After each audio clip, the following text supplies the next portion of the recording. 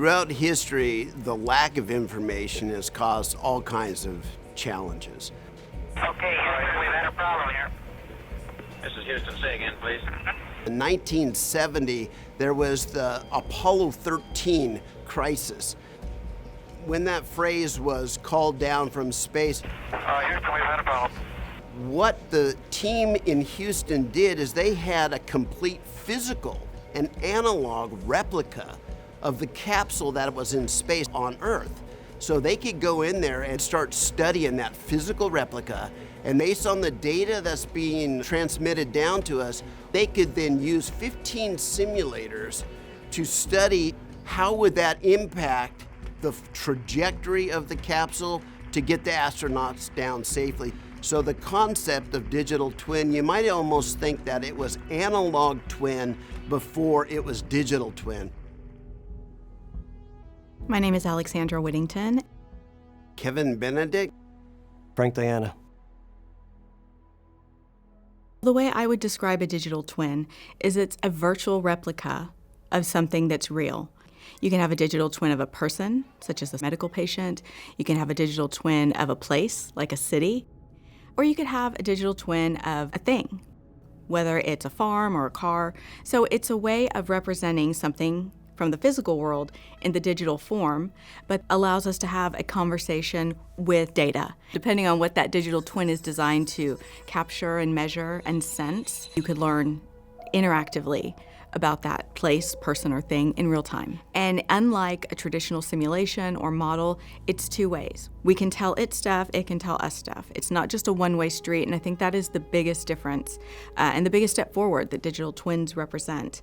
In the journey, we're at a place where the underlying foundation is there. It's the combinations of these foundational elements that start to give us other advances that we can see in terms of health and wellness.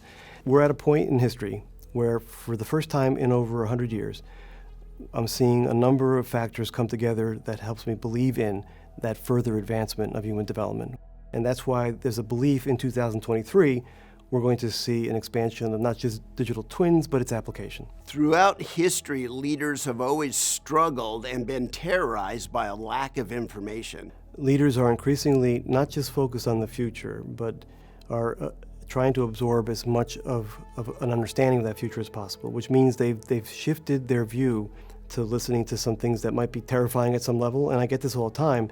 It's part fascination and part terrifying. And if it isn't, I'm not doing a very good job of articulating where all these things are going. What we like to talk about is rehearsing the future, which means we envision possibilities, put ourselves into that context, and then figure out what would we do, how would we act, how do we respond to these conditions. Let's use an example. There's a really popular conversation happening right now about us living longer. And as we live longer, what does it mean to our traditional view of retirement?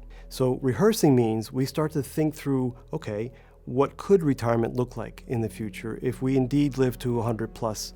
If you're a financial institution CEO and you're sitting there thinking about what that means to you as a business, that rehearsal helps you think about your own potential pathways.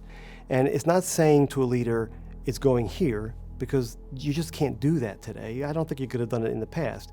But you might be able to think about these 5 scenarios. And what would you do if this scenario played out? And in innovating around that scenario, are you proactively and interactively thinking about the shifts that occur that alter the path of that scenario? And as that shift occurs, is it scenario 2 that might play out? And at least ideating and innovating at a level that allows you to shift quickly if scenario 2 were the one that plays out. It's really describing the ability, again, to use all the visual tools at our disposal to make complex information simpler and quicker to understand. Digital twins can take many shapes and forms. It could be just a function of your smartphone as it evolves over time. It could be a function of your smart glasses, your contact lenses as it evolves over time. But it can take physical form. It can be a robot. We're already there. And so does that robot really become the manifestation of your digital twin? We've reached a point where an acceleration is likely. So if we think about examples in our world today, AI has hit an inflection point. It's not just a niche technology. Its application is very broad and will impact all aspects of society. Digital twins involves the use of AI. It can involve the use of VR. It can involve the use of the Internet of Things. It can involve the use of various sensors and 5G or 6G. So I think that it's important to study and understand this because all of these technologies are meshing. The building blocks are there. It's how we combine them that starts to accelerate innovation. And digital twins, as an example, foundational technology, helps us rehearse. I had the opportunity to work for a company in the vehicle safety industry. Part of what I was doing is brainstorming with this organization on what would a digital twin of a vehicle safety system look like. What if your car could anticipate accidents ahead of time? So it could look around the corner and it could recognize that that intersection was prone to a particular kind of accident. To be able to prepare the vehicle in advance to keep everyone safe, that's where the future is going. It's taking historic information and it's taking what we're seeing in real time, merging that together to be more intelligent at every level. We could want to have a digital twin of ourselves or of another person to understand the human immune system down to the specific person. So that would be like someone being able to model your body and have constant real-time information about what's going on there, and they can predict exactly how your body will respond to a specific pathogen, what it would take to get you better, and what you can do to boost your immune system to protect against different diseases. At CES, the Consumer Electronics Show in 2023, a French startup actually showed a digital twin for surgical procedures.